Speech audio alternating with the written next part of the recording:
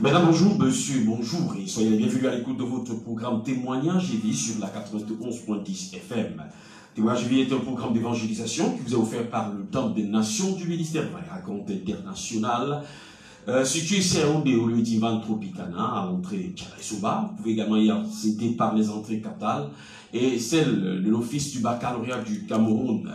Horaire et programme des cultes en semaine, de lundi à vendredi, 15h20, oui, et les dimanches, 8h et 12h. L'actualité au Temple des Nations du ministère Raconte International est justement basée sur ces différentes hôtels et manifestations qui tiennent en haleine les vies des hommes et des femmes dans la famille. Vous savez très bien qu'en début de semaine, ou du moins la semaine précédente, on parlait de la puissance de la maison du Père. Alors qu'est-ce qui donne donc cette puissance à la maison du Père pour pouvoir agir, influencer la vie des uns et des autres, en croire les différents fils spirituels de notre Père, Dr Tchalaïsouba, qui se succèdent sur la chair? Ce sont des consécrations parfois parentales. Et hier, l'homme de Dieu, le pasteur Norbert, a mis un accent sur cette révélation ô combien importante, à savoir les consécrations parentales, et s'appuyant sur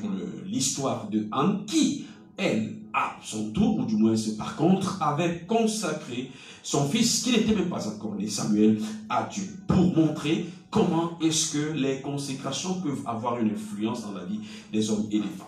Tous et toutes avons-nous souvent été consacrés à Dieu? Si ce n'est pas le cas, certainement à Satan. Alors, pour quels résultats, pour quelles conséquences?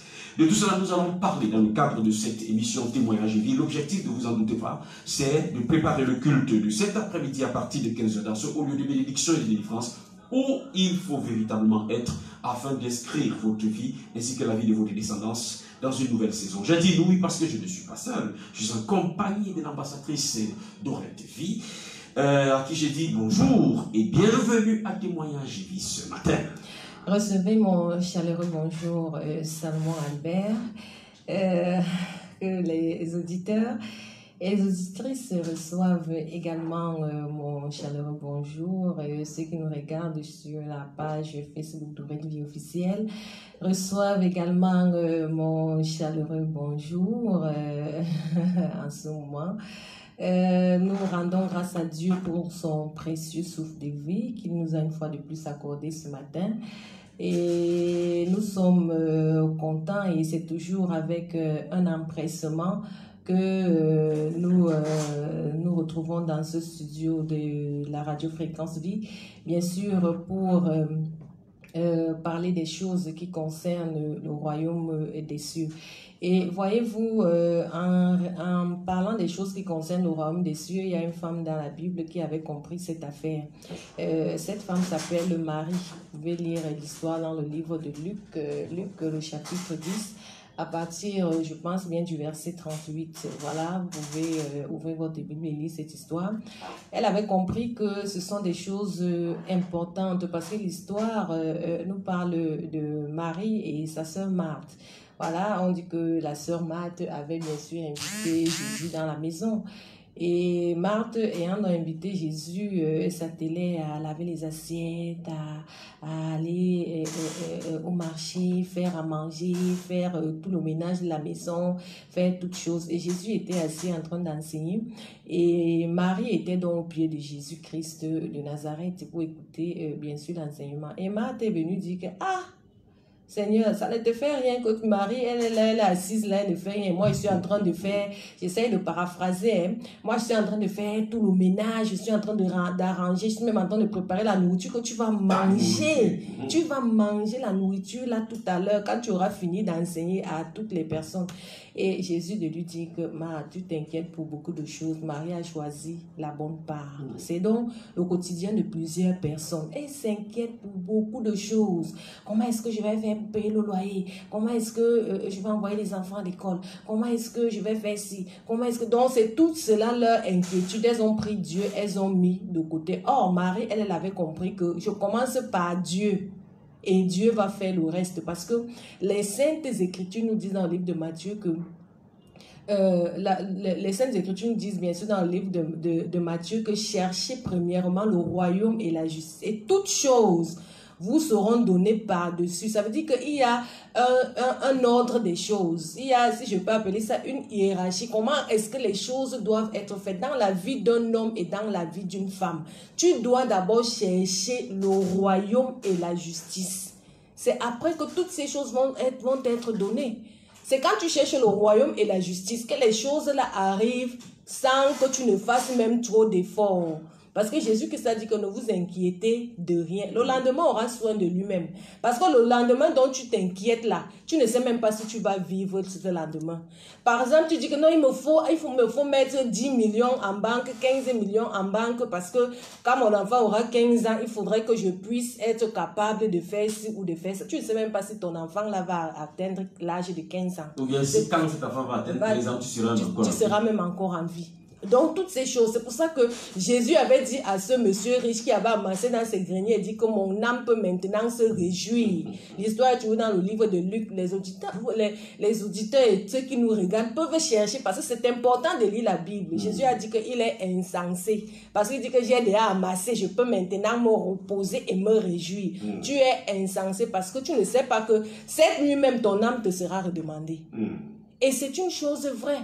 Ton âme peut être redemandée à tout moment. C'est pour cela qu'il faut être prêt. Voyez-vous, Marie avait donc choisi la bonne part. Que même si mon âme m'est redemandée maintenant, je suis prête avec le Seigneur parce que j'ai écouté l'enseignement, parce que j'ai accepté Jésus-Christ comme Seigneur et Sauveur personnel dans ma vie, parce que je persévère aux enseignements, parce que je suis en train de travailler pour ma sanctification, pour évoluer, parce que Jésus dit que sans la sanctification, il ne pourra voir le Père. Je suis donc en train de travailler. Marie avait compris cette affaire, mais Marthe n'avait pas encore compris. Donc, c'est deux catégories de personnes qui se trouvent qu'on retrouve dans la société. Les gens qui sont pleins d'inquiétudes, qui sont toujours soucieux, qui sont en train de stresser, c'est-à-dire il s'est levé même ce matin, il dit que comment il va faire, comment vraiment ma vie ne vaut pas la peine, ainsi de suite. Il s'est déjà maudit lui-même, il a prononcé des imprécations contre sa propre vie. Quand on sait que les paroles ne tombent pas à terre, les démons récupèrent cela pour appliquer cela dans ta vie. Donc, il est important de connaître les choses qui concernent le royaume des cieux, de pouvoir choisir la bonne part qui ne te sera jamais ôtée. Donc, adopter l'attitude de chercher premièrement le royaume et la justice, et toutes ces choses vous seront données par-dessus tout. Et choisir le royaume et la justice, c'est naître de nouveau.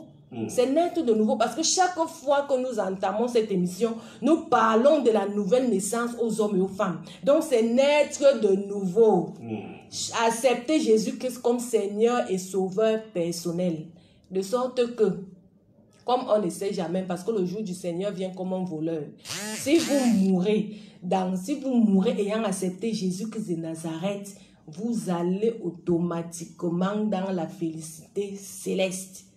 Mais si vous ne l'avez pas fait, si vous mourrez dans vos inquiétudes là, sans chercher Dieu, vous mourrez dans vos soucis là, sans chercher Dieu, vous mourrez même dans vos grosses maisons, grosses voies, tout ce que vous avez bâti, sans avoir Jésus-Christ de Nazareth, vous allez vous retrouver dans bien de tourments. Je vous envoie lire l'histoire de l'homme riche et Lazare, toujours dans le livre de Luc. Parcourez le livre de Luc. Vous allez retrouver ce livre parce qu'il est important. Cette émission aussi permet aux hommes et aux femmes de parcourir la Bible. Oui, c'est important. Donc, naissez de nouveau. Acceptez Jésus-Christ comme Seigneur et Sauveur. C'est ce que nous vous disons tous les jours dès l'entame de cette émission. Et aujourd'hui encore, je suis convaincue que nous allons passer un moment de qualité et que les hommes et les femmes qui nous écoutent, ceux qui nous regardent, vont choisir la bonne part, comme Marie, à savoir connaître les choses qui concernent le royaume des cieux premièrement. Ça doit d'abord être ça ta priorité. Le reste va venir après parce que Dieu lui-même va se charger même du reste. Le reste là, Dieu lui-même va établir tout ce dont tu as besoin. Il va se charger de cela. Et à chaque fois, nous vous disons que nous vous aimons dans la vérité. Et de l'autre côté de la baie vitrée, nous bénéficions de la présence de M. Zévirin Boyer, à la mise en onde et à la réalisation de ce programme qui est supervisé et coordonné par Mamadou Djala, la mère du ministère des Racontes International. Je rappelle que vous écoutez Radio Fréquence Vie, c'est votre émission témoignage et cinéma. Vous pouvez également la regarder à partir de la page officielle de Rêve de Vie. Et n'oubliez pas de partager, surtout de commenter. Alors, je le disais, depuis peu, nous parlons de cette puissance de la maison de nos pères qui malheureusement manifeste son influence dans la vie des hommes, des femmes, malheureusement qui sont parfois même également chrétiens.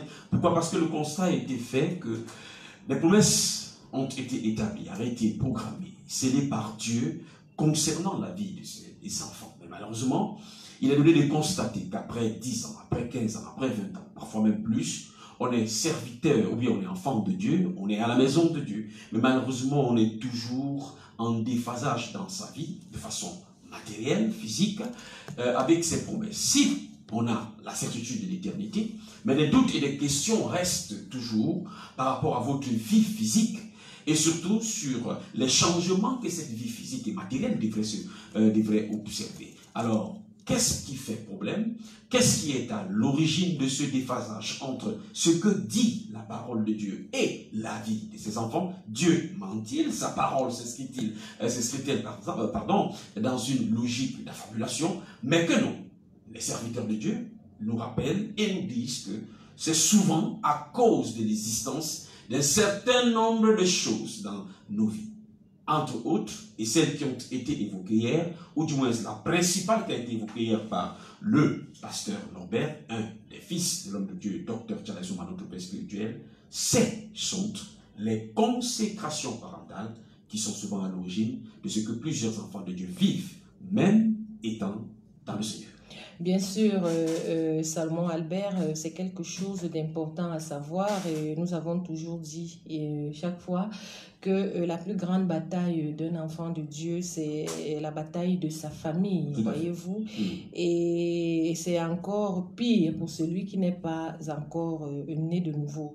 Donc, l'homme de Dieu, dès l'entame de son message, a bien sûr expliqué aux hommes et aux femmes déjà que le Seigneur n'oublie personne, il n'oublie pas ses enfants. Quand il t'a appelé, bien sûr, à une destinée de gloire, il finira toujours par avoir raison sur les envoûtements, sur la maison de ton père et même sur les alliances de consécration parentale et familiale. Ça, il faut déjà le dire parce que notre Dieu est tout puissant, voilà. Et Jésus-Christ de Nazareth est le chef de toute autorité, de toute domination, voyez-vous.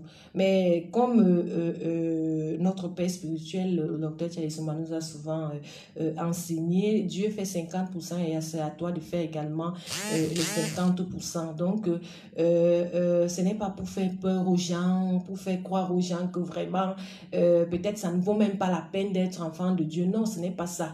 C'est qu'il faille que tu prennes conscience d'un certain nombre de choses qui empêchent véritablement que tu puisses vivre la gloire de Dieu. Et Dieu, dans son immense amour, va toujours te conduire dans les couloirs qui vont faire en sorte que tous ces envoûtements, toutes ces alliances de consécration parentale et familiale, la puissance de la maison de ton Père puisse véritablement... que tu puisses véritablement être déconnecté de tout cela et de tous les esprits également mis en contribution. Mais il ne le fera pas, c'est donc là où il y a le grand problème, il ne le fera pas pendant que tu restes là, les bras croisés. Si depuis la création du monde au jardin d'Éden, Dieu a dit à Adam et Ève de cultiver et garder le jardin, il lui a donné un travail. Il faut savoir que le travail là n'est pas seulement un travail physique, mais également un travail spirituel. Donc, chaque enfant de Dieu a le devoir de faire un travail spirituel dans sa vie, parce que c'est même vital, parce qu'il doit vivre la gloire de Dieu. Voyez-vous, si vous ne vous battez pas véritablement pour entrer dans le couloir de votre bénédiction, parce que Dieu a fait 50%, Jésus a tout accompli, ça c'est une vérité. Maintenant, vous devez entrer dans cet accomplissement vous-même. C'est pour cela que Dieu lui-même a dit que il a tant aimé le monde qu'il a donné son Fils unique unique afin que quiconque croit. Ça veut dire qu'il t'a donné donc la possibilité de croire. Jésus est là pour sauver tout le monde, c'est sans exception. Mais maintenant, il faut que tu entres dans ce salut toi-même, de tes propres pieds. Il a dit, je mets la vie et la mort devant toi, la bénédiction et la malédiction. Choisis la vie. Tu vois, Dieu ne tient pas la volonté de l'homme captive. Donc, c'est donc de ça qu'il est question. Il faut donc que tu travailles. Parce que, ayant également laissé à Satan toutes ses puissances et le temps de travailler. Parce que, quand vous lisez les Saintes Écritures, vous comprenez clairement que Dieu a laissé à Satan la possibilité de faire tout ce qu'il veut, avec toutes les puissances qu'il a. Sachant que Dieu, lui, il est le Tout-Puissant, il a la capacité, bien sûr, comme je l'ai dit tantôt, de te sortir de toutes ces alliances et toutes ces choses. Mais cela dépend également de toi. Si tu fais un travail spirituel, si tu pars te coucher pendant 10 ans, 15 ans, tu risques de mourir comme Lazare. Et Lazare est quand même parti au ciel parce qu'il avait accepté Jésus-Christ comme Seigneur et Sauveur. Il était né de nouveau, voyez-vous. Il est quand même parti au ciel, mais sur la terre, il n'a pas vécu la gloire de Dieu. Sur la terre, il était obligé de manger à la table d'un païen, de l'homme riche, parce que les Saintes Écritures nous font savoir que cet homme riche était parti en enfer. Il était donc obligé de manger les restes d'un homme riche, de manger les restes de l'homme riche sous la table. Donc, voyez-vous, tu peux faire le choix, puisque Dieu ne tient pas ta volonté captive. Mais quand nous venons donc dans ce studio de la radio Fréquence Vie, faire des analyses et des commentaires, des messages qui sont rendus au Temple des Nations, on va y raconter, c'est pour que les hommes et les femmes puissent se lever, pour qu'elles puissent avoir le courage de se lever et de venir faire ce travail spirituel en bonne et due forme pour connaître des temps de rafraîchissement. Parce que je ne crois pas qu'il y ait quelqu'un qui veuille vivre une vie qui ne ressemble à rien. Je ne crois pas qu'il y ait quelqu'un qui veut passer sa vie à mendier. Je ne crois pas qu'il y ait quelqu'un qui veut passer sa vie à attendre les restes de la nourriture d'un riche. Je ne crois pas qu'il y ait quelqu'un qui veuille véritablement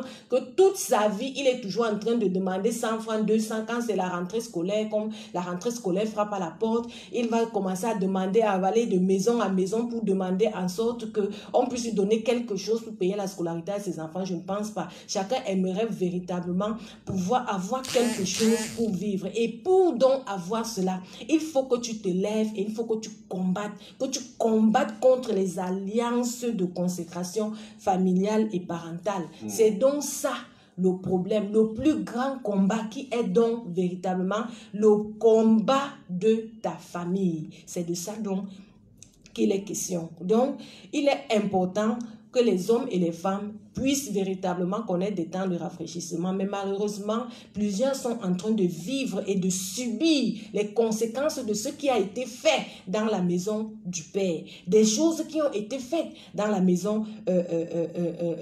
dans la famille, voyez-vous.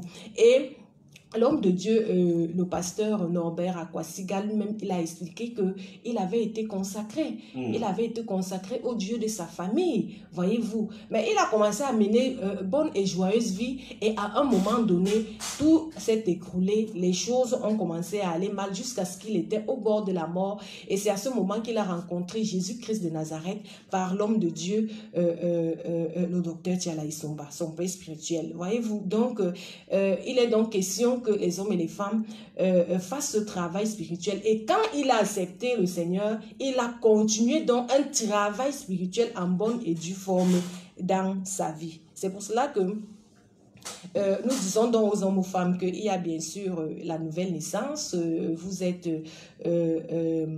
déconnectés du péché d'Adam et Ève, mais par la suite, vous avez le devoir de manifester la gloire de Dieu. Voyez-vous, quand nous lisons les Saintes Écritures, je crois peut-être c'est dans le livre des Hébreux que Dieu dit qu'il n'a pas honte d'appeler certaines personnes ses enfants. Pourquoi? Parce que ces personnes ont manifesté la gloire de Dieu. Ces personnes ont compris qu'il est important de se lever et de lutter et de combattre pour entrer véritablement dans le couloir de la gloire de Dieu. C'est donc le challenge de tous ceux qui nous écoutent, de toutes les personnes qui sont en train de nous regarder, de toutes les personnes qui écoutent cela. Vous devez vous lever. Tu ne peux pas rester assise et dire que vraiment, et te résigner que vraiment c'est ma vie. Ça ne peut pas être ta vie. Sachant que le diable rôde comme un lion rugissant, il va toujours toujours faire tout et tout pour t'empêcher d'entrer dans le couloir de ta bénédiction, toi aussi tu dois lutter. C'est pour ça que ce n'est pas en vain que l'apôtre Paul a dit que nous n'avons pas à lutter contre la chair et le sang, mais contre les dominations, contre les autorités, contre les esprits méchants, dans les lieux célestes. Il est important dans le livre d'Éphésiens 6 à partir du verset 12. Les auditeurs peuvent lire ça et ceux qui nous regardent peuvent également lire ça. Il est important que tu te tiennes en guerrier. Jésus d'ailleurs t'appelle soldat de Christ. Quand tu es né de nouveau, tu es un soldat de Christ. Il faut que tu te tiennes en guerrier. Tu ne peux donc pas redire que je dors à la maison, je me couche, pendant qu'on parle de consécration familiale, parce que tu sais que tu sors d'une famille. Tu sais que tu es issu d'un père et d'une mère. Voyez-vous, ton père avait d'abord aussi son père et sa mère. Voyez-vous, donc ton père a d'abord 2 consécrations de son côté. Ta mère a 2 consécrations de son côté. Toi maintenant, tu te retrouves avec les 2 consécrations de ton père, les 2 consécrations de ta mère. Tu te retrouves avec 4 consécrations. Non, essaie un peu d'imaginer. Parce que tu n'es pas né même dans une famille où on priait Dieu. Depuis les ancêtres, hein? Parce qu'on a commencé à prier Dieu peut-être depuis ton arrière-grand-père. C'est lui qui a connu Dieu. Il a commencé à prier. Bon, ton père est venu, il a prié. Hein? Maintenant, l'ancêtre là, est-ce que lui il priait? Lui, il avait consacré. Et les choses là continuent à agir effectivement dans votre vie jusqu'à ce que vous soyez totalement déconnectés. Parce que Dieu dit que c'est jusqu'à la 4e génération. Et si entre-temps, quelqu'un vient encore commettre des gaffes, vous avez commencé un peu la lignée et puis quelqu'un vient encore commettre des gaffes, il vous amène encore quelque part. C'est donc de ça qu'il est question. Pour que tu sortes, que tu sois déconnecté de cela. Tu ne peux donc pas rester là. Nous ne voulons pas, ce n'est pas pour vous faire peur. Ce n'est pas pour vous faire croire que vraiment, quand on est vraiment en Jésus-Christ, là, non, ce n'est pas ça. C'est que tu dois comprendre un certain nombre de choses. Tu dois comprendre pourquoi est-ce que malgré que tu sois né de nouveau, il y a encore certaines choses qui sont difficiles dans ta vie. C'est parce qu'il y a des consécrations. Peut-être qu'on ne t'avait pas lavé sous le soleil. Peut-être qu'on ne t'avait pas amené dans le fleuve. Peut-être qu'on ne t'avait pas fait certaines rides lavées avec des écorces. Peut-être que tu es né dans un hôpital moderne. Et puis même ta mère avait dit que vraiment, comme mon enfant ne va pas sortir de la chambre avant 2 mois. Tout le monde qui vient là, c'est moi-même, moi seul qui porte mon enfant. Personne ne porte mon enfant. Tu viens seulement, tu regardes avec tes yeux comme ça là l'enfant et puis tu quittes, tu pars. Peut-être que ta mère avait pris toutes ces précautions. Mais sache que quand quelqu'un est sorcier, même s'il te regarde seulement avec les yeux, même s'il touche seulement ta joue comme ça, que vraiment un joli bébé, même s'il touche seulement ta main, que vraiment un bébé extraordinaire, il a déjà fait le travail qu'il a à faire. Outre cela, malgré toutes les précautions physiques que tu peux prendre, quand les enfants sont consacrés, c'est depuis l'autel de la famille. Et sur cet autel, on a mis un sacrifice. Quand on a mis le sacrifice, on a prononcé des paroles. Et les paroles là, dont sont en train d'agir, on a dit que ça va agir dans toute la grande famille telle. Par exemple, ici au Cameroun, à Yaoundé, vous entendez, par exemple, l'invoque lui, l'invoque ceci, l'invoque cela, l'invoque machin. Ça va agir sur toute la famille, invoque tant. Voyez-vous. Donc, tu n'as pas besoin, va même naître à Paris, va naître au Luxembourg, va naître dans n'importe quel pays, tu es déjà d'office parce que tu es de la lignée, tu es d'office consacré à ces divinités. Même si on a pris quelques précautions physiques, tu es d'office consacré à ces divinités. Et les choses qui ont été dites sur cet autel vont forcément s'accomplir dans ta vie. C'est pour cela que tu ne peux pas rester couché au nom de ce que mon père était quand même né de nouveau. Ma mère était quand même née de nouveau. Mais tu constates quand même qu'il y a des endroits où ta vie est quand même dure comme le caillou. Il y a des évidences que tu n'as pas. Des choses essentielles. Tu dis que mais pourquoi chercher premièrement le royaume et la justice et toutes choses vous seront données par-dessus tout. Pourquoi est-ce que cela ne se passe pas et pourquoi est-ce que cela ne m'arrive pas à moi dans la vie? Tu te poses donc 1001 questions. C'est donc le moment de ne pas rester dormir. C'est le moment de travailler tes 50%. Vous pensez que les 50% de Dieu, là, c'était facile? Il a donné son fils unique. Hein? Il est resté là-bas au ciel pendant 33 ans. Il a envoyé Jésus-Christ pendant 33 ans. Ce n'était pas facile. Les 50% de Dieu, là, n'étaient pas faciles. Donc, ne pense pas que tu vas dire que, bon, comme j'étais hier, j'ai écouté, je n'ai pas besoin d'être là aujourd'hui pour écouter. Tu as besoin d'être là. Jésus-Christ lui-même, quand il a commencé son ministère, chaque jour, on vous a dit qu'un jour, il est parti se reposer. Chaque jour, il faut que tu travailles. Tu dois avoir la connaissance. Parce que ce qui a été dit hier, ce n'est pas forcément ce qui sera dit aujourd'hui. Il est important pour toi de rester dans l'assemblée des saints, d'être au milieu des frères, dans la communion fraternelle, pour que le Saint-Esprit, pendant qu'il travaille, pendant qu'il agit également dans ta vie et que tes yeux soient ouverts. Parce que Jésus a dit que vous connaîtrez la vérité et la vérité là va vous affranchir. Tant que tu ne connais donc pas la vérité, tu vas toujours raisonner. C'est pour ça que tu es né de nouveau. Mais tu continues à aller verser l'huile sur les crânes. Parce que tu as été consacré au crâne. Même si tu dis que mon père ne faisait même plus les crânes là. Non, moi je ne fais même plus les crânes là. Mais parce que c'est dans ta lignée. Tu as été automatiquement consacré au crâne. Et il est question qu'on te déconnecte de cette alliance. Et tous les esprits mis en contribution doivent forcément quitter ta vie. Parce que l'homme de Dieu a dit que ces esprits marchent avec les esprits de contrôle et les esprits de suivi. C'est pour cela que tu es contrôlé à la loupe. C'est pour cela que dès que tu émets un projet, on se dira que lui, il veut émettre un projet, il veut franchir la limite. Il veut déjà faire ce qu'on avait demandé que personne ne fasse. Les gens partent encore faire des sacrifices pour que tu ne puisses arriver à rien. Ça peut être ta vie, il faut que tu comprennes. Mais tu es chrétien. Mais tu vas à l'église tous les dimanches. Mais tu dis que tu es né de nouveau. Mais il y a des choses qui continuent à travailler dans ta vie. Le péché originel est parti. Jésus a dit que déliez-le. Il a ressuscité Lazare, non? Il a ressuscité Lazare. Tu es devenu une nouvelle créature, selon 2 Corinthiens 5, à partir du verset 17. Tu es devenu une nouvelle création. Les choses anciennes sont passées, toutes choses sont devenues nouvelles. Tu as ressuscité, tu as repris vie. Parce que tu étais mort par tes offenses et par tes péchés, selon Ephésiens 2. Mais maintenant, tu as repris la vie. Mais il y a encore les bandes sur toi. Vous savez qu'à l'époque, à ce moment-là, quand on mettait quelqu'un dans un sépulcre, on mettait les bandes un peu partout, sur lui, sur tout le corps, de la tête aux pieds. Mais il y a encore les bandes sur toi. Pendant que les bandes là sont sur toi, tu ne peux pas te mouvoir. Les yeux même sont bandés, tu ne peux pas voir. Tu ne peux absolument rien faire.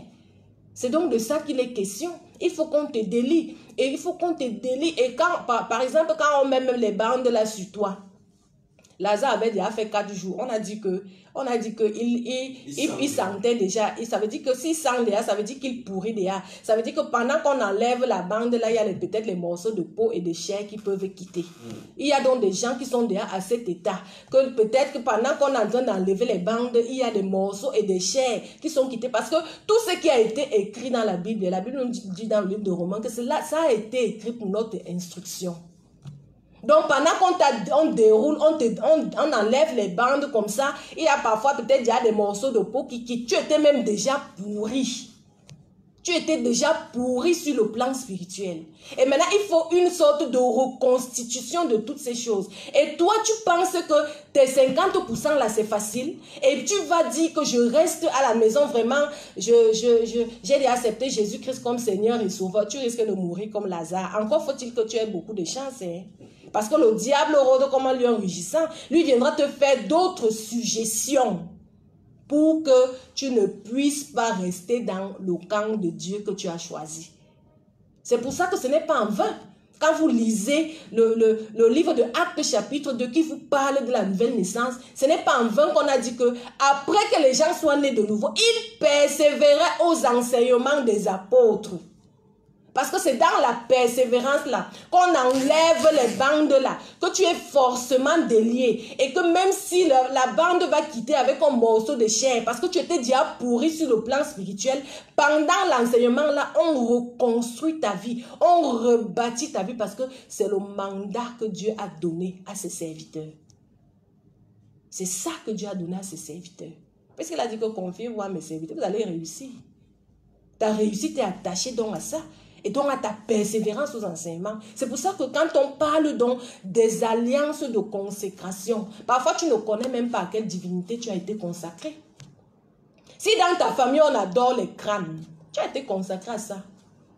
On adore les serpents. Dans ta famille, c'est l'eau, c'est les forêts sacrées, c'est les arbres qu'on adore. Les divinités, ce sont peut-être des cours d'eau. Tu as été consacré à cela. Donc, il est question que tu sortes de cet état. Et cela dépend de toi, de ton travail spirituel. Et tu ne peux pas faire le travail spirituel si on ne t'explique pas. Si on ne t'explique pas comment est-ce que les choses doivent se passer. Si les hommes de Dieu ne te disent pas ce qu'il faille effectivement que tu fasses dans ta vie. C'est donc de cela qu'il est question. C'est pour ça que l'homme de Dieu a utilisé le livre de 1 Samuel, Salomon. Il a utilisé le 1 Samuel pour expliquer effectivement aux hommes et aux femmes. Les hommes et les femmes peuvent lire ça à partir du premier chapitre.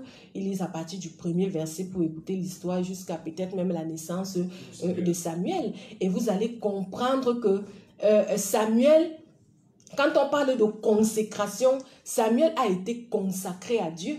Et parce qu'il a été consacré à Dieu, qu'est-ce qu'il s'est retrouvé en train de faire?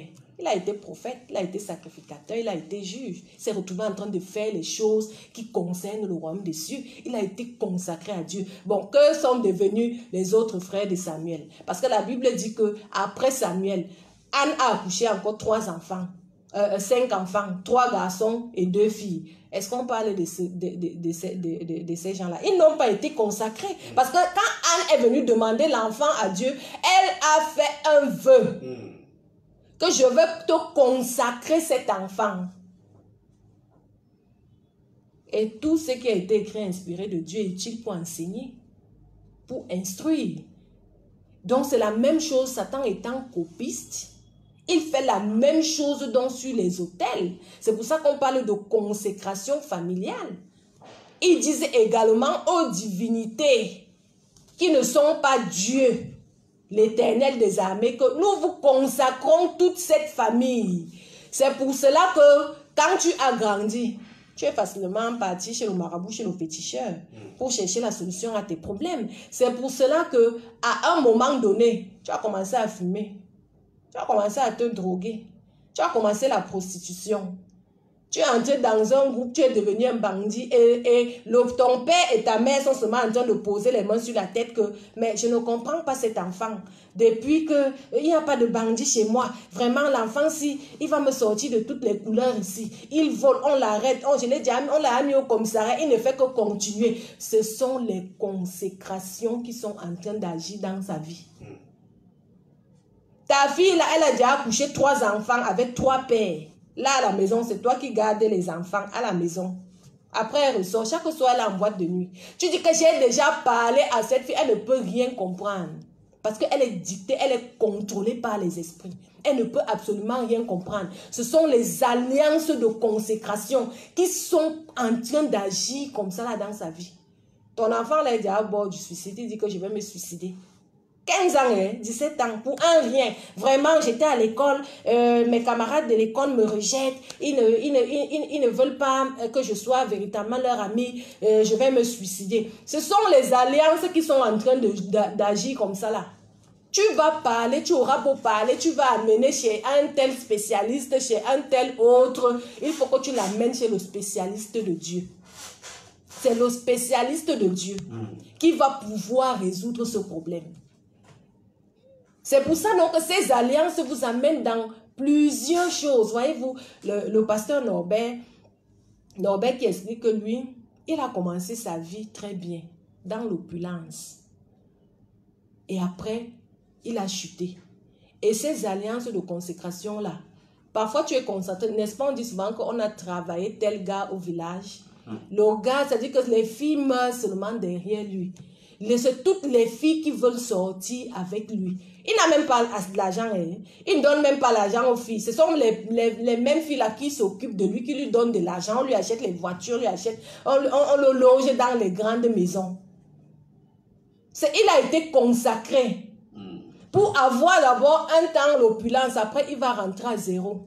Commence à examiner ta vie. si Dieu envoie un tel séminaire, si Dieu permet que de telles choses soient révélées, ça veut dire qu'il y a des personnes, Salomon, qui sont en train de vivre ces situations, qui se retrouvent déjà plus bas que terre. Parce qu'elles étaient avant. Si tu étais un gigolo, c'est-à-dire que le genre de gars que les filles te supplient même. Supplient, même les femmes mariées sont derrière toi. C'est même derrière elles-mêmes pour la plupart du temps. Voilà. Donc elles sont là pour te suivre. Ce sont les alliances de consécration. Il y a des filles, je connais une fille Salomon qui m'avait expliqué cela. Qu'on l'avait travaillée au village. Elle était encore petite. On lui a dit que toi tu vas seulement sortir avec les grands. Et les grands là vont te donner l'argent, c'est avec ça que tu vas nourrir, envoyer les frères à l'école, nourrir toute la famille. Et c'est ce qui lui est arrivé. Mais va la regarder aujourd'hui, elle n'est plus que l'ombre d'elle-même. Parce que ça finit toujours mal. Satan, lui, ne connaît que 3 verbes. Voler, égorger et détruire. Donc même s'il te donne aujourd'hui, demain là, il doit récupérer ça. Parce que lui, son objectif, c'est que ton âme soit perdue. Que tu ailles avec lui. La Bible dit qu'il est descendu animé d'une grande colère. Il sait qu'il a peu de temps. Il sait qu'à la fin, là, c'est l'abîme. Et il faut que tu ailles avec lui. Donc, s'il faille te donner l'argent même pendant 10 ans, et après récupérer ton âme, il est prêt à le faire pour toi. Il y a donc des gens comme ça.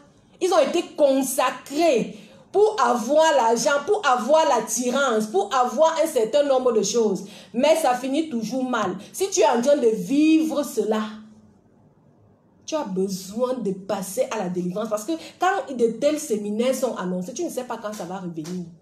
Tu ne sais pas quand ça va revenir. C'est important.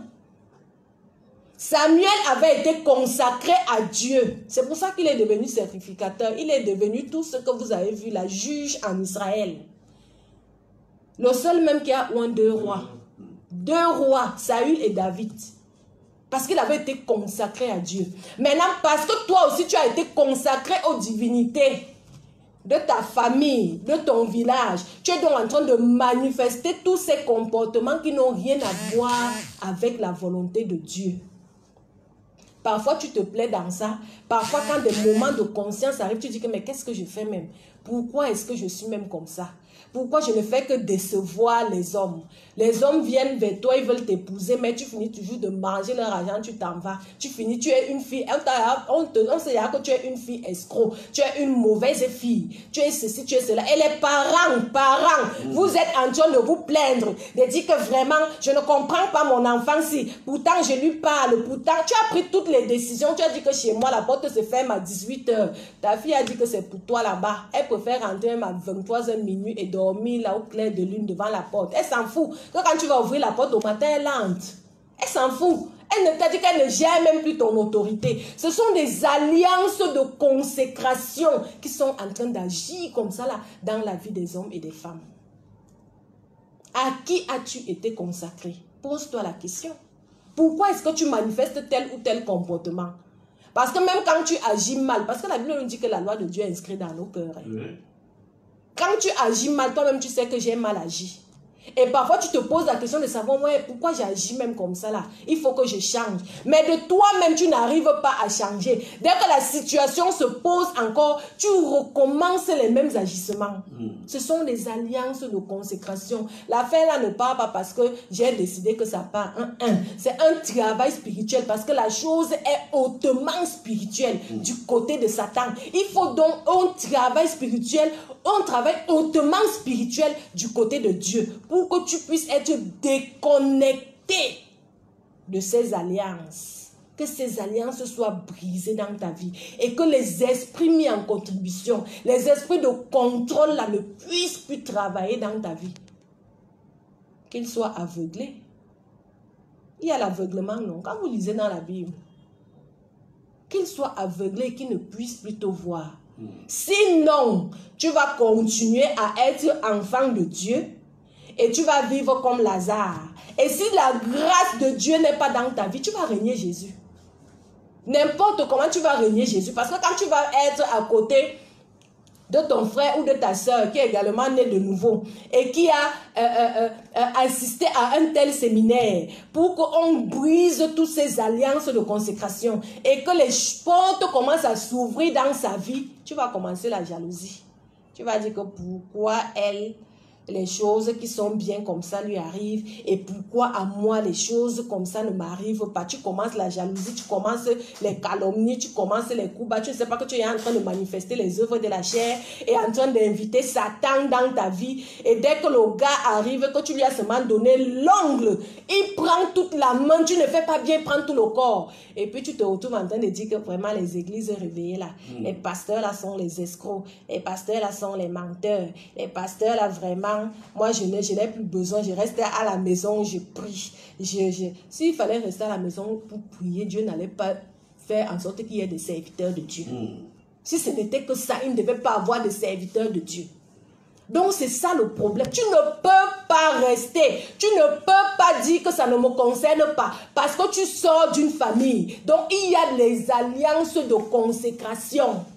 Dans toutes les familles. C'est comme ça. C'est comme ça. Donc il est question que pendant cette semaine où la rentrée scolaire cogne à la porte, ne laisse pas tes enfants. Parce que les alliances de consécration vont faire en sorte que ton enfant, ta petite fille de 4 ans que tu aimes beaucoup, la nanou, vraiment, oh là là, j'ai accouché une beauté, le Seigneur m'a donné une très belle fille, quand elle sera grande véritablement, tu l'aimes beaucoup, là, ta petite fille de 4 ans, là, que tu vas envoyer à la maternelle, là, que tu aimes beaucoup, là, les alliances de consécration vont seulement faire en sorte que elle aille s'asseoir à côté d'une autre petite fille qui est bien sorcière, qu'on a initiée à la sorcellerie. Et elle est là dans la classe, un seul objectif, détruire tous les élèves. Les alliances là vont seulement pousser ton enfant à aller s'asseoir à côté d'une telle personne. Les mauvaises compagnies corrompent les bonnes mœurs. Tu seras surpris que tu arrives, mais tu ne reconnais plus ta petite fille de 4 ans. Les choses qui sortent derrière de sa bouche, tu dis que tu ne comprends plus rien. Tu dis que mais l'école, au lieu d'aller instruire, d'aller éduquer les enfants, c'est comme si on passe seulement gâter les enfants. Non, ce n'est pas ça le problème. C'est que les alliances de ta famille, les choses qui se passent dans ta famille, la consécration là, c'est ça qui est en train de travailler dans la vie de ton enfant. Il est donc question que tu ne laisses pas. Les enfants là doivent être délivrés, les portes doivent s'ouvrir. Ils doivent être, avant de commencer l'école là, il faut que le travail spirituel en bonne et due forme là soit fait sur ces enfants. Pour que toi-même, quand les enfants sont bien, même le parent est heureux. Il se couche, il dort tranquille. Il sait que les enfants, ma relève est déjà là. Parce que les enfants, c'est la relève.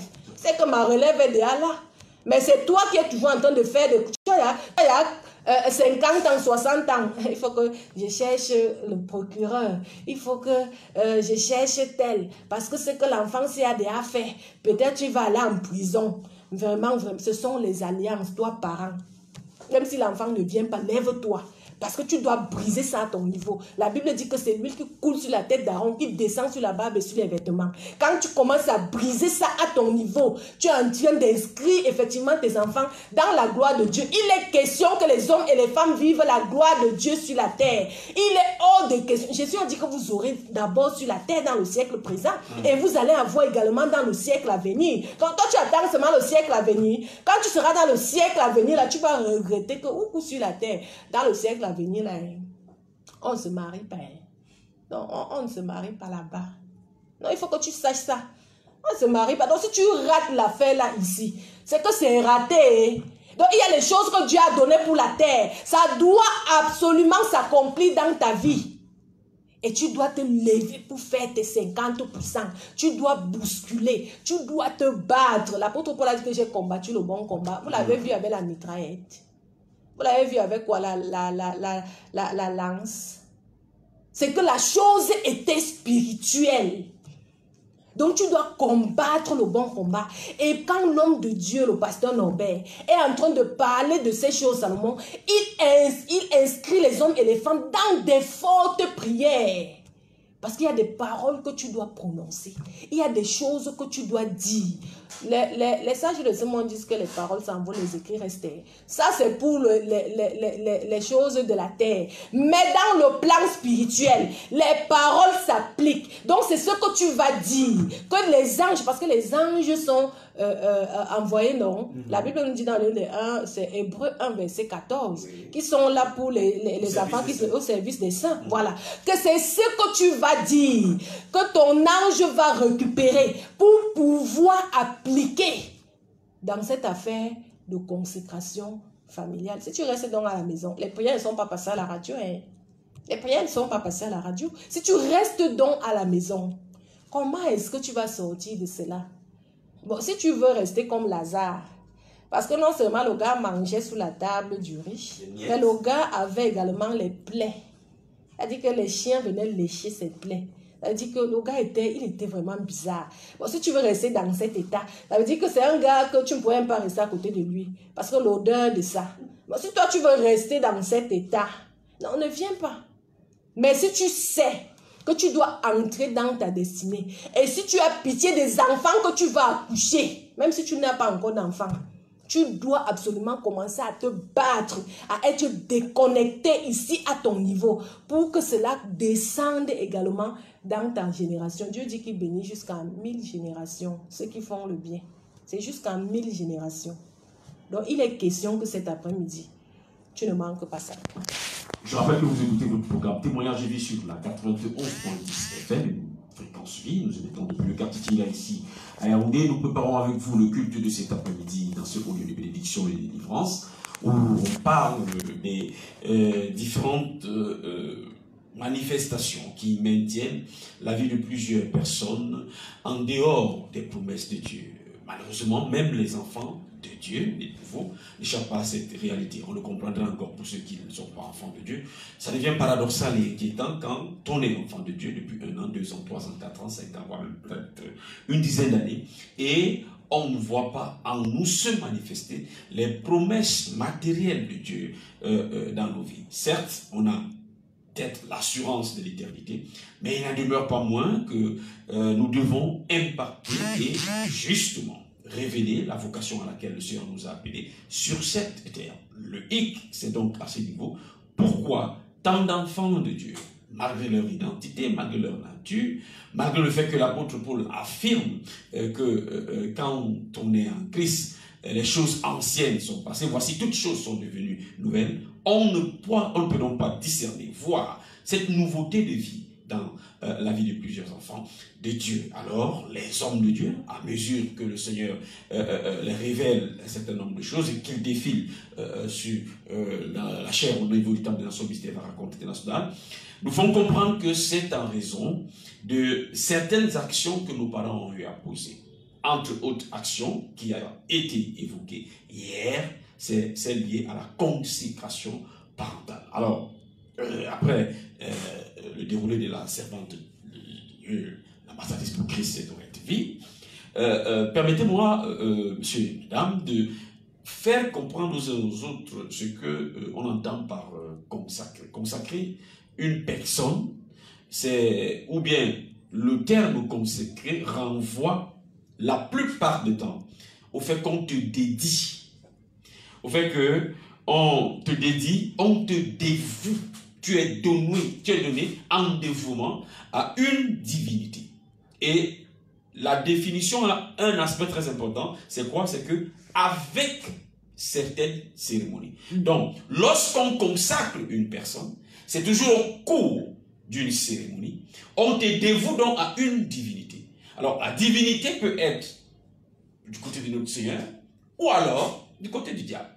Et pour le cas d'espèce, pour la plupart d'entre nous, connaissant le background de nos familles, la plupart des hommes et des femmes qui sortent ou qui sont issus des familles, ou sinon toutes et toutes, ont été consacrés, dédiés à des faux dieux, ont été dédiés à Satan, ont été dédiés aux démons, ont été dédiés aux faux dieux, élevés, bâtis, loués dans nos familles.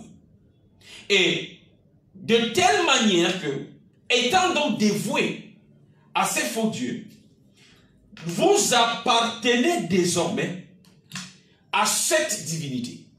Vous appartenez désormais à cette divinité. Parce qu'il peut arriver que les parents vous dédient pas à un seul Dieu, pas à 2 faux dieux, pas à 3 faux dieux, mais peut-être même à 4, voire une dizaine. La sœur devrait parler tout à l'heure.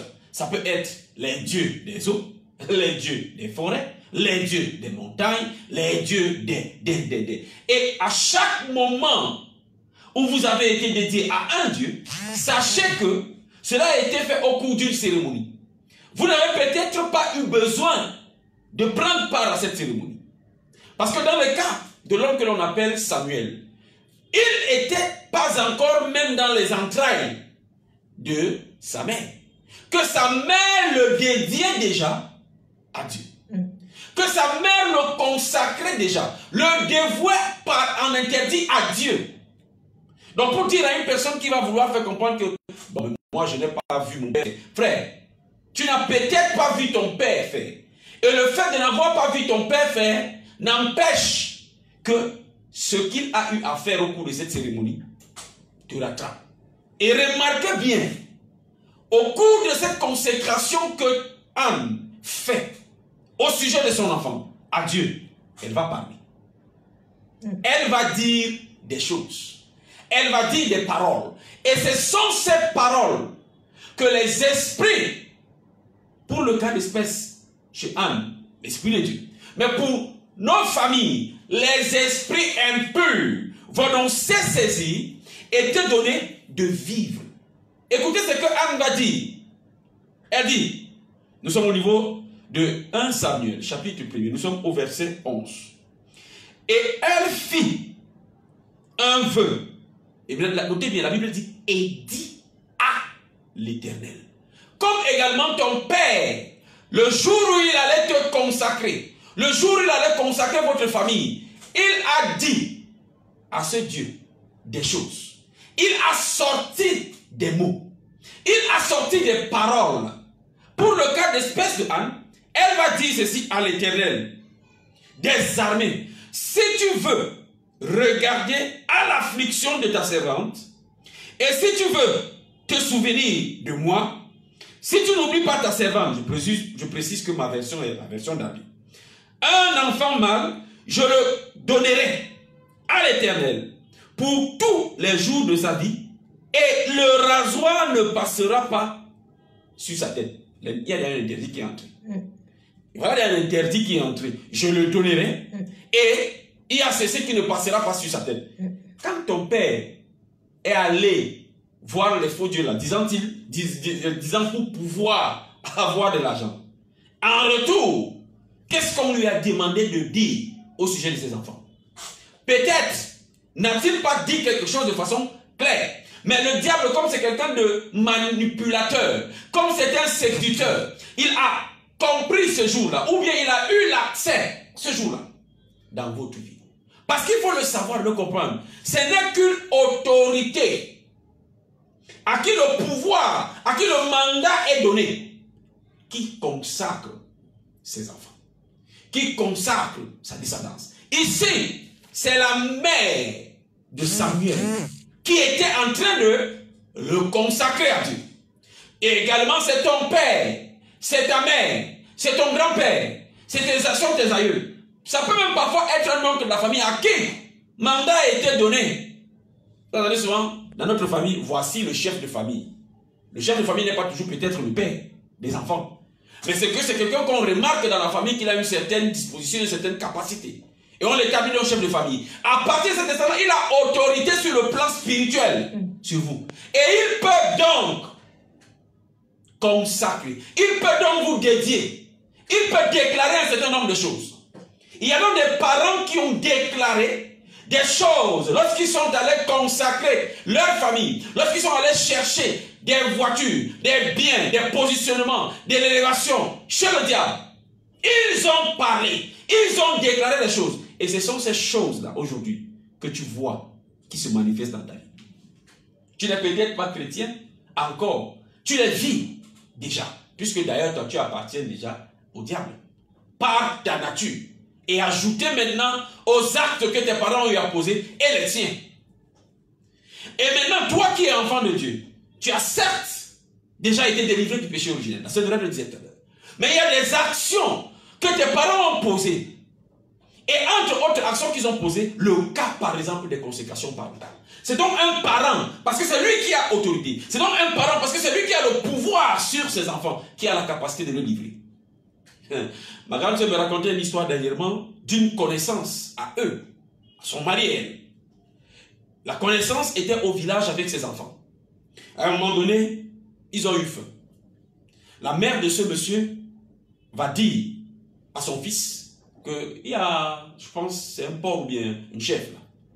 Il faut prendre ce chèvre-là et tuer. Tu fais la nourriture, tu donnes la nourriture, on va préparer. Et il demande donc à son fils, écoutez bien, pour vous montrer que le diable ne blague pas et que les principes spirituels sont très très souvent négligés par la plupart d'entre nous et nous conduisent à bien des tourments.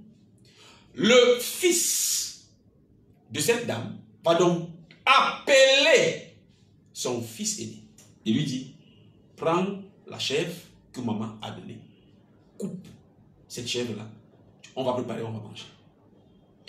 Dorénavant, chers auditeurs et auditrices qui nous suivez, quelques instants plus tard, non, ma grand-sœur me dit dans la nuit, l'enfant, sans avoir fait une maladie, qui avait coupé la tête de la chèvre, avec l'autorisation de son père, lequel père avait reçu l'autorisation de qui? De sa mère. L'enfant va mourir sans qu'il tombe malade. Quand ce monsieur, parce que eux votaient dans les pratiques des traditions de sorcellerie, va regarder chez le sorcier pour dire que la personne qui est à l'origine du décès de son enfant doit être fou. Le sorcier dit que mais quand je regarde ici, c'est personne d'autre, c'est toi. Puisque c'est toi, je suis en train de voir comment est-ce que c'est toi qui demande à ton fils de faire quoi? De couper la tête de la chèvre. Donc si on doit invoquer cet esprit de folie dans la famille, il n'y a personne d'autre qui va être fou, c'est toi. Pourquoi? Parce que c'est le parent qui a autorité sur quoi? Sur ses enfants. L'enfant est couvert par l'autorité de son père. Et c'est donc le parent qui donne l'autorisation, soit du côté de Dieu, ou bien du côté du diable. C'est pourquoi on dit aux parents, vous-même vous savez ce que vous avez eu à faire.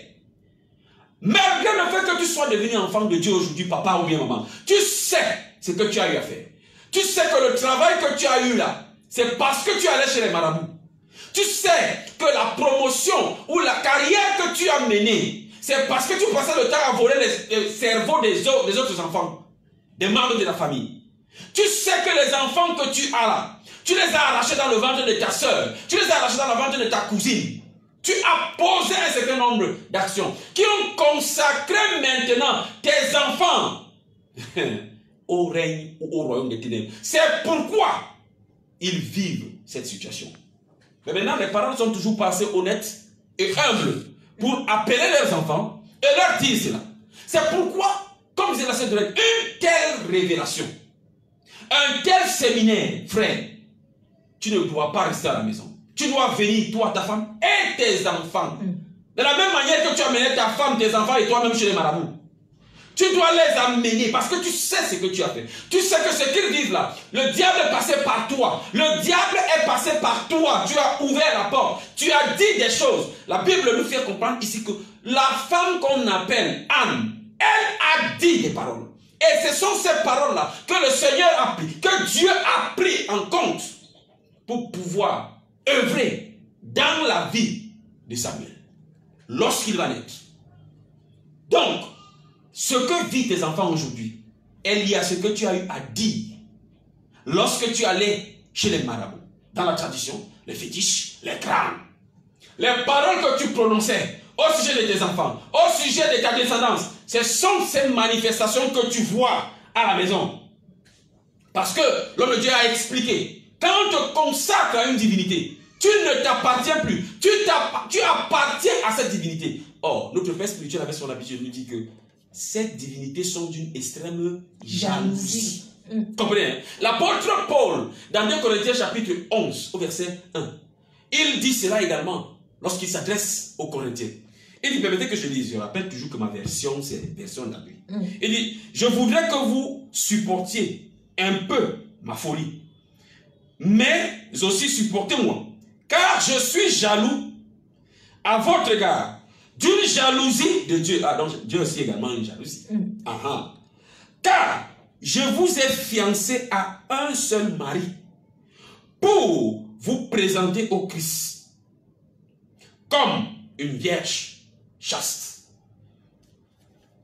Il est jaloux parce qu'il leur a présenté à quoi? À un Dieu. Qui lui également est quoi? Jaloux. La même manière, écoutez, la sœur de l'homme disait tout à l'heure, le diable est un copiste. Le diable et ses esprits également ont leur jalousie satanique là. C'est pourquoi, frère, l'esprit près duquel on t'a consacré, quand on dit que tu dois te marier, mais l'esprit a dit que quoi? Donc, je vais partager ma victime avec quelqu'un, pas de mariage. Quand on dit que tu ne dois pas accoucher, il dit quoi? Je vais accepter que dans le ventre de ma victime entre des enfants, pas d'enfants.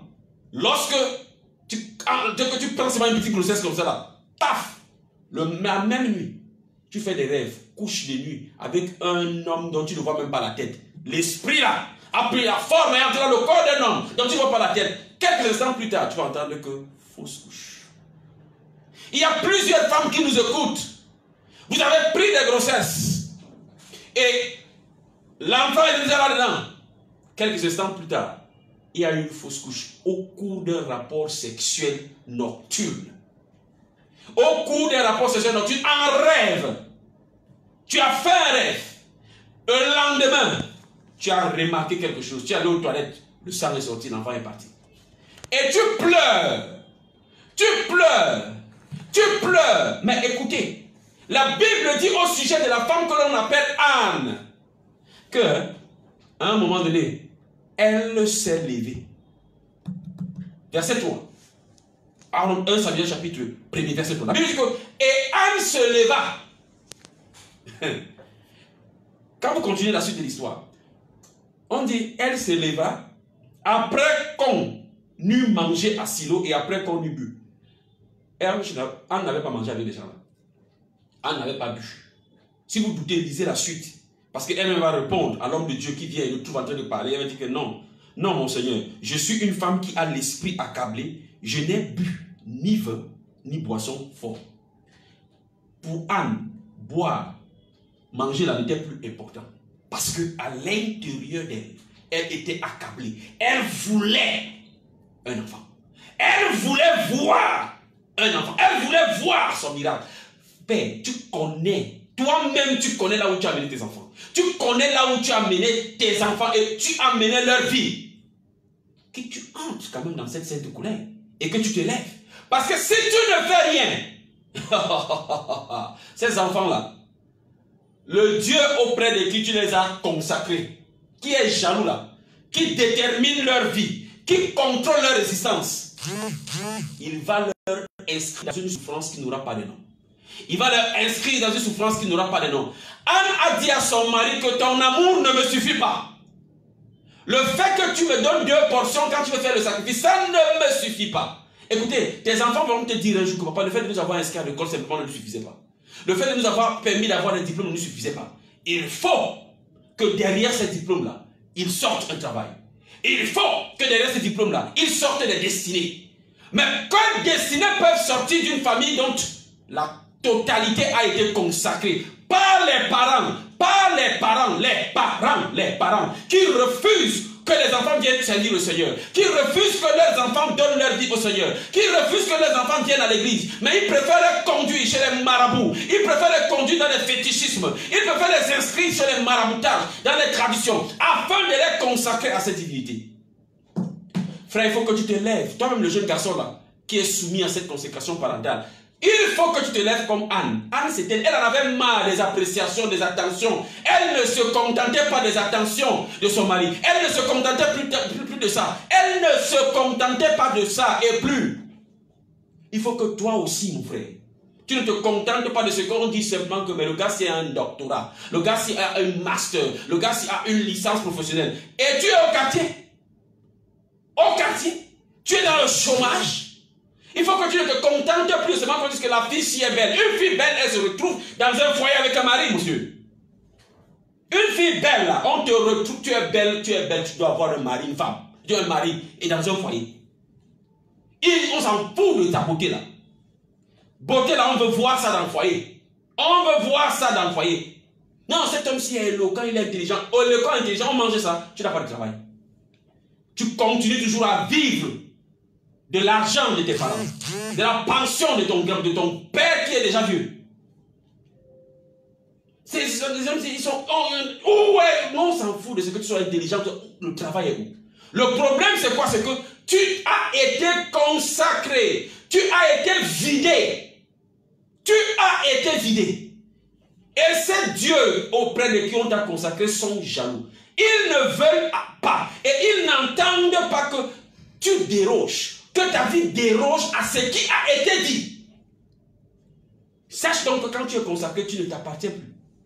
Ta vie ne t'appartient plus. C'est quelqu'un d'autre qui gère ta vie. C'est pourquoi Paul, en écrivant aux Corinthiens, leur dit que mais je remarque que je vous ai fiancé pourtant à Christ. Mais ça m'étonne que vous agissiez par un autre esprit. La jalousie est montée dans le cœur de l'apôtre Paul. Une jalousie qui vient de Dieu. C'est cette même jalousie-là, c'est cette même disposition qui fait en sorte que quand tu appartiens aux consécrations démoniaques, si on a dit que celle-ci a été consacrée au chômage, lorsque tu veux travailler, hein, l'esprit s'élève et va aller entrer dans le cœur de la femme qui devrait te recruter.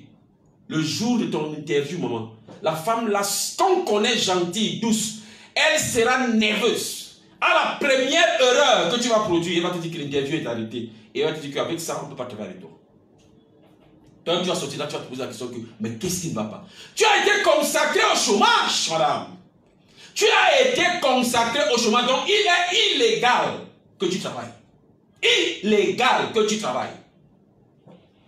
C'est la même chose lorsque tu as été consacré à la pauvreté, frère. Lorsque tu as été consacré à la pauvreté, la richesse n'a pas le droit de se manifester dans ta vie. Il est illégal que la richesse se manifeste dans ta vie. Or, la Bible nous fait comprendre que pour nous qui sommes venus à Christ, Christ s'est fait pauvre afin de nous enrichir. Vous comprenez donc quelle est l'origine, quelle est la base, quelle est la fondation sur laquelle la plupart de nos familles ont été bâties. C'est pourquoi, frère, vous voyez, la vie est dure. Même quand on devient enfant de Dieu, c'est dur. Et ce sont ces mêmes personnes, parce qu'ils savent ce qu'ils ont fait, qui viennent se moquer de toi par la suite. Mais depuis que tu vas... on n'a pas encore vu l'enfant, hein? On n'a pas encore vu le travail. Hein? Tu es toujours pauvre, tu vas toujours à pied. Pourtant, ils savent ce qu'ils ont fait. Ils savent ce qu'ils ont dit. Ils savent ce qu'ils ont dit. Et ils savent que c'est ce qu'ils ont dit là qui t'arrive.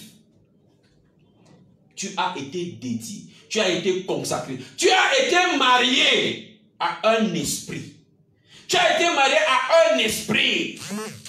L'affaire que tu vois là, que tu ne peux pas voir une femme passer sans que tu cours derrière elle, c'est parce que tu as été consacré. On a consacré ton sexe là à être toujours en quête du sexe opposé. Toujours en quête.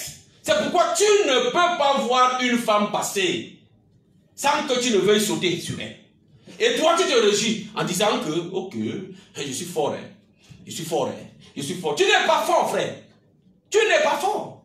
On te soumet à cette... Tu es esclave. Parce qu'en fait, quand tu es consacré à une divinité, tu es esclave de cette divinité. Tu es esclave. Et je dis bien esclave. Et dites-moi, l'esclave, quelle est sa disposition? Il subit. Il est sous le contrôle d'une personne. La Bible dit que chacun est esclave de ce qui a triomphé. Qui a triomphé de quoi? De lui. Donc quand ces consécrations sont établies dans ta vie, elles triomphent sur toi. Et les esprits liés aux autels, aux dieux, aux divinités auxquelles tu as été consacré, ce sont elles qui ont le droit sur ta vie. Ta vie ne t'appartient plus. Bon, dites-moi en fait, de façon naturelle et simple, quand toi tu mènes une vie qui ne ressemble pas à ce que toi tu as souvent voulu, tu ne dois pas te poser la question. Qui d'entre nous serait content et heureux de savoir que c'est une autre personne qui lui donne les directives par rapport à sa façon d'être? C'est ce qui se passe donc quand une personne a été consacrée. Cette consécration, les esprits qui sont derrière, les divinités auxquelles tu as été consacré, ont le droit de dire que cette femme-là doit sortir de ce mariage-là. Et tu vas te retrouver en train d'être haï par ton mari. Pour une petite chose que toi, même tu négligeais, le gars te met dehors. Et quand il te met dehors, tout de suite après, il se marie. Le gars te met dehors. Ou bien c'est toi-même qui va poser des actions qui vont faire en sorte que toi-même tu prends tes bagages. On te supplie même que ne part pas. Mais non, mais le problème c'est que comme ta vie ne t'appartient pas, il y a une personne qui te oblige à faire un certain nombre de choses. Vous n'avez pas remarqué, il y a des enfants par exemple qui sont perturbés, qui sont d'une nuisibilité inouïe. Le problème c'est que l'enfant a été consacré par toi. Toi le père, c'est toi qui l'avais consacré. Tu as oublié. Quand à sa naissance, tu as amené sa maman chez les marabouts. Quand à sa naissance, même lui-même tu l'as amené chez les féticheurs. Tu vois un enfant, il va dégâts sur dégâts. Il commence doucement. Il commence à avoir volé à la maison. Tu ne dis rien. L'esprit là, auquel ils ont été consacrés, est déjà en train de travailler. Après avoir volé chez la maison, et dans la maison parentale, ou en volant chez les choses de ses frères et sœurs, tes propres choses, il va maintenant faire cela au dehors. Et après, on va l'arrêter. Le nombre de fois où ton enfant a été enlevé, sorti de prison, il te fait dépenser. Parce que comme tu aimes ton enfant, tu ne veux pas le voir aller en prison, tu dépenses. L'argent là pouvait servir à faire autre chose, non? Tu vois comment est-ce que le diable a usé? Tu vois? Et l'homme de Dieu a expliqué. Et la Sainte Homme a révélé tout à l'heure que ces esprits de consécration ne marchent pas seuls. Ils marchent avec des esprits. Il appelle ça les esprits de poursuite. C'est-à-dire que les esprits là te cherchent partout. Ils te poursuivent. Quand le mariage arrive, les gars te poursuivent. Ils disent que non, on avait dit que pas de mariage. Quand le voyage arrive, on dit que non, on avait dit pas de voyage. Frère, j'ai une soeur que Dieu a fait grâce de voyager. Mais pour que ma soeur voyage, alléluia. La femme l'a demandé le visa au Cameroun, peut-être qu'elle en a 14 fois. Peut-être 14 fois. Je ne compte pas. Si tu demandes le visa 14 fois, regarde le nombre d'argent également que tu investis. Regarde le nombre d'argent que tu investis. Dans sa vie scolaire, c'était elle qui était toujours meilleure. Elle expliquait même parfois les cours à d'autres personnes. Mais quand vient le temps de faire l'examen officiel, elle va échouer. Ma soeur l'a fait, je crois, le BPC peut-être 7 fois. Le probatoire peut-être 4 fois. Le bac peut-être 5 fois. 5 fois.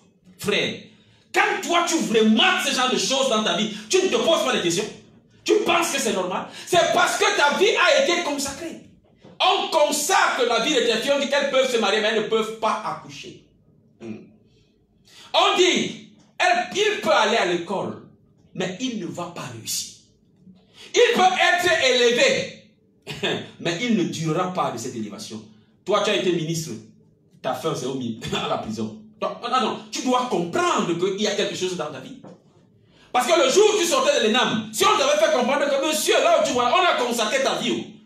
Accepte Jésus, tu as dit que non, ce sont des choses de paresseux, ce sont des choses de paresseux, ce sont des aventuriers, ce sont des histoires, votre histoire de Dieu là, mais non, ça ne marche pas.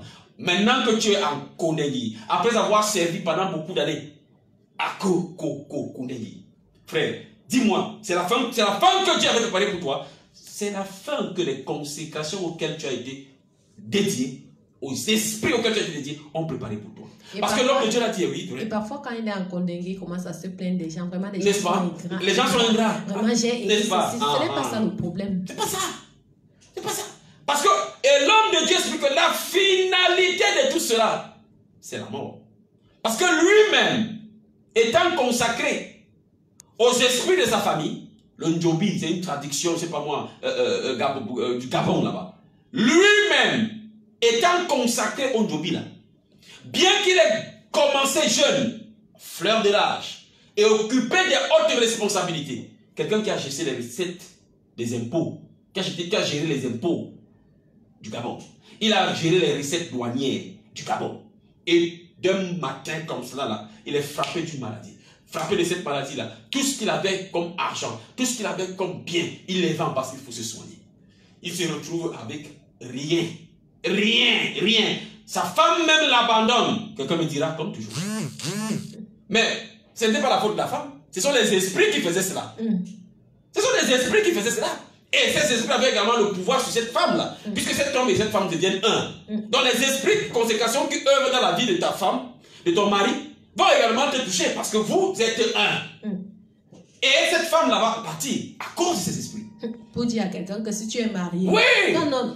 Même si il faut être là. Même si tu vois que les choses sont bien aujourd'hui, mon ami. Tu ne sais pas quel est le délai qui a été donné. Il y avait certainement un délai qui avait été donné dans la vie de cet homme de Dieu aujourd'hui. Et quand ça a commencé, les choses se sont suivies. Notre père spirituel nous avait animé un séminaire sur ce qu'on appelle les 9 nœuds coulants. C'est-à-dire dans le royaume des ténèbres, quand on sait et qu'on tire ça, frère, premier nœud, deuxième nœud, troisième nœud, quatrième, cinquième, sixième se suivent jusqu'au dernier nœud, qu'il avait dit que le neuvième, c'est le nœud de la mort. C'est la mort. Et justement, c'est à quoi va penser l'homme de Dieu. Parce que n'arrivant plus à nourrir ses propres enfants, il va penser se suicider. Ce n'est même pas qu'il va penser se suicider. Ces esprits vont l'amener à penser à se suicider. Parce que le diable ne vient que pour faire quoi? Voler, détruire et égorger. Le diable voulait l'inscrire dans la disposition de la mort. Toi qui nous écoutes, n'as-tu pas déjà pensé à la mort? N'as-tu pas déjà pensé à la mort en disant que non, j'ai comme l'impression que Dieu ne t'aime pas, il ne te connaît pas. Non, tu es venu accompagner les autres, ça en est assez, je vais mourir. Frère, tu meurs là, tu vas en enfer. Donc tu as souffert sur terre et tu vas souffrir encore pendant toute ton éternité. Il faut le comprendre. Tu vas souffrir pendant toute ton éternité. Le suicide là ne résout pas le problème. En fait, ça aggrave même encore le problème pour toi. Parce que tu auras souffert durant cette terre, sur cette terre-ci. Et là-bas, le lieu d'éternité sera l'enfer. Souffrance sous souffrance.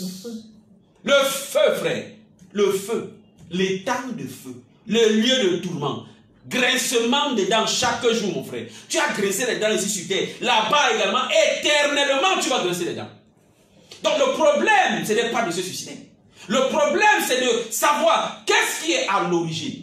Qu'est-ce qui est à l'origine? Quelle est la source? Quelle est la source qui est à l'origine de ce que je suis en train de vivre? Ce sont ces consécrations parentales. Frère, reconnaissons-le, nos parents ne nous ont toujours pas rendu service. Par ces pratiques-là. Ils pensaient faire le bien.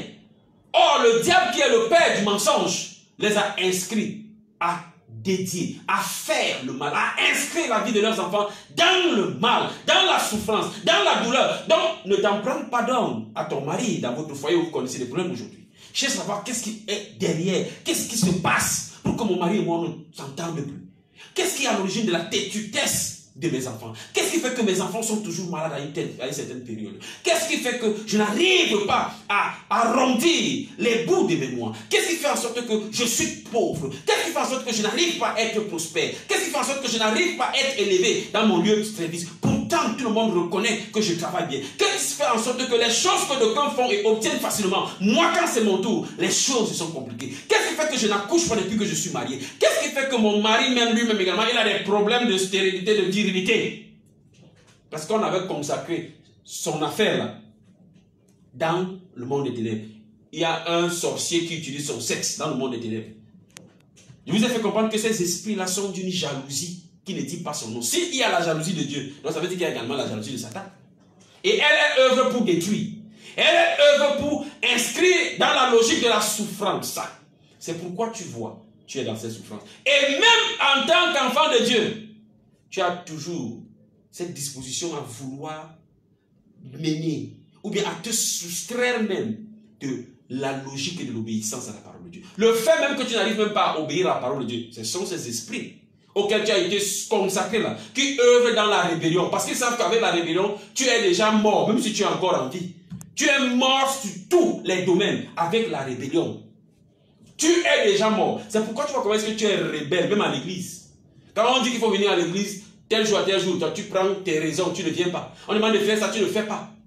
Cette même rébellion-là, tu l'as même dans la famille. Et c'est avec ça que tu vas dans le foyer de quelqu'un, minalmi. Il faut donc que les uns et les autres, nous prenions conscience que si les promesses de Dieu ne sont pas accomplies dans notre vie, ce n'est pas de notre faute, ce n'est pas de la faute de Dieu. La Bible dit qu'il n'est pas un homme pour mentir, ni un fils de l'homme pour se repentir. Ce n'est pas de sa faute, c'est la faute à nous-mêmes. Alors, est-ce que tu vas faire comme la maman qu'on appelle Anne? Elle s'est levée. Est-ce que toi également, ce soir, si tu peux t'élever? Est-ce que toi également, en ce temps, si tu peux t'élever et descendre au ministère?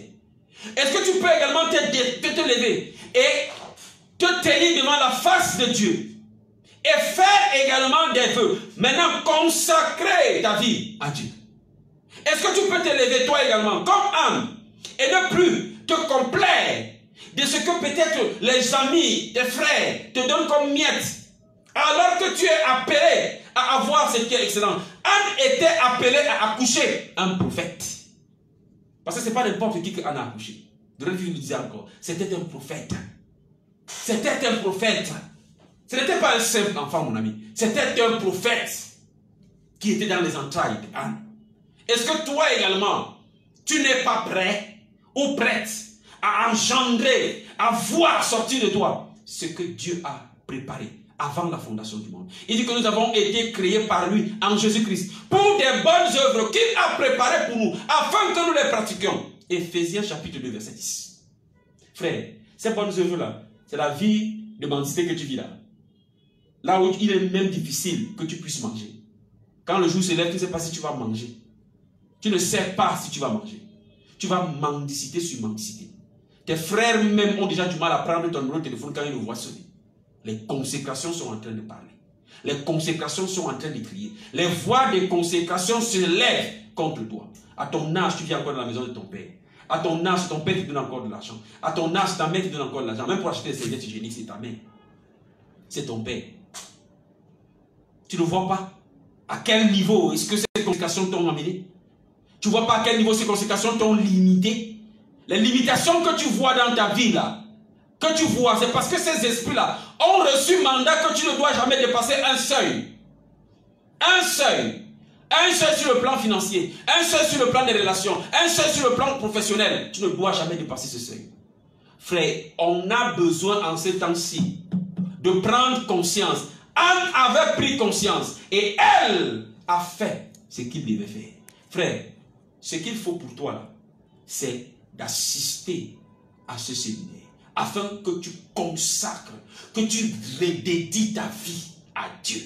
Parce que ce n'est que Dieu seul qui peut venir dans sa richesse, dans la richesse de sa miséricorde, dans la grandeur de son amour et surtout de sa grâce qu'il nous a manifestée par son Fils Jésus-Christ, te racheter de ces esprits auxquels tu as été dédié. Monsieur, madame, jeune homme, je vous ai fait comprendre que vous n'avez pas besoin d'avoir assisté au.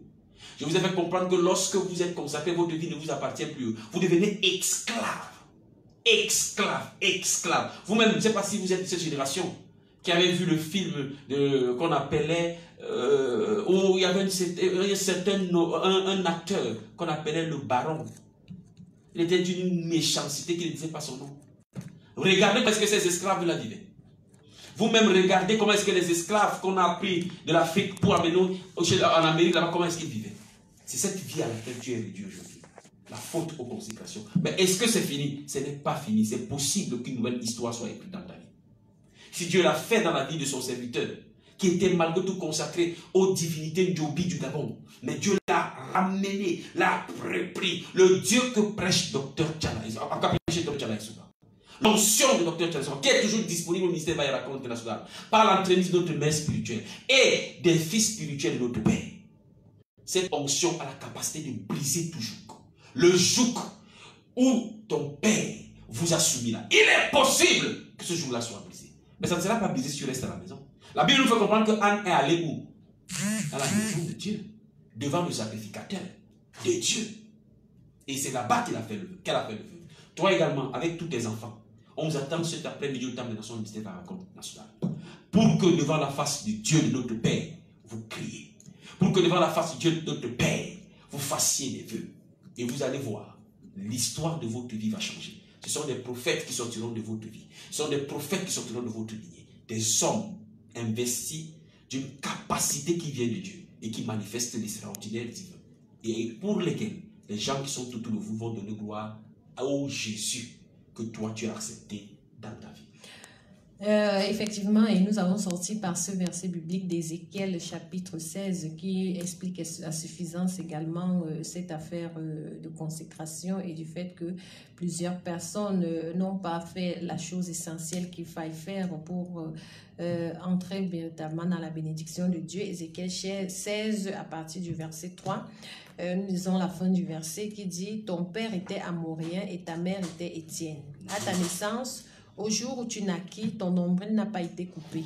Tu n'as pas été lavé dans l'eau pour être purifié. Tu n'as pas été frotté. Tu n'as pas été frotté avec du sel. Tu n'as pas été enveloppé dans des langes. Voilà. Donc, c'est un verset biblique qui explique à suffisance, puisqu'on te parle d'abord de ton père, de l'origine de ton père, on te parle également de l'origine de ta mère.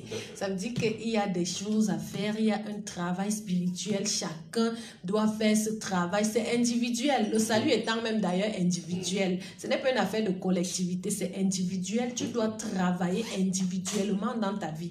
Donc, il est important que tu sois là pendant que la grâce du brisement de ces alliances de consécration est en train de couler au temple des nations. Il est important que tu sois là véritablement pour entrer également dans cette atmosphère et pour connaître véritablement des temps de rafraîchissement sur la terre. Nous allons dire que le temple des nations est situé à Tropicana. Vous prenez le taxi, vous dites que vous allez bien sûr à Tropicana, à l'église du docteur Thialé Somba. On va vous laisser à l'une des 3 entrées, que ce soit l'entrée capitale, l'entrée office du baccalauréat ou alors l'entrée dite Thiala et Somba. Si vous n'êtes pas encore né de nouveau, c'est la première fois que vous écoutez cette émission ou que vous la regardez, vous voulez naître de nouveau, les hommes de Dieu sont là, ils vont vous conduire bien sûr à la nouvelle naissance parce que c'est par là que tout commence. Vous devez naître de nouveau et puis maintenant persévérer aux enseignements pour qu'ils puissent avoir ce travail spirituel dans ta vie où toutes les consécrations et la puissance d'être la maison de ton Père